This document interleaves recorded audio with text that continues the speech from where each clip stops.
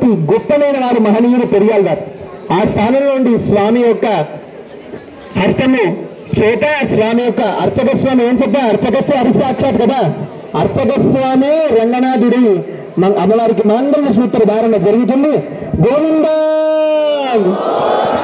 మంగళ సూత్రం స్వామి చేతిలో ఉన్నది, స్వామి దర్శనం చేస్తున్నారు. గోవింద గోవింద బలరామికి జల గోదామాయికి జల శ్రీ భూతమేత గోదాసమేత రంగనాథ భగవానికి గోవింద బద్దులేనం క్షీరోదమానాథోపవర్యోదోమబుద్ధిగా నమస్తే నమస్తే ముఖమానరే సముద్రగణేనాథలక్ష్మీ స్నాం ప్రార్థనాన్యం మాంగళ్యసూత్రం దేవేన యుష్మకంఠ సమర్పణే యోగమోహం దత్నామి గృహాన పరమేశ్వరి మాంగళ్యరారమోత సుముహూర్త అస్తు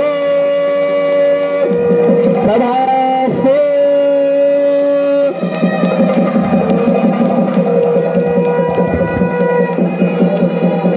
గోవింద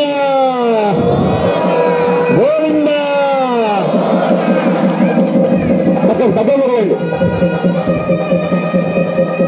అదో అమ్మవారి యొక్క కంఠ సీమలో మాంగళ్య సూత్రం ధరింపజేశారు. గోవింద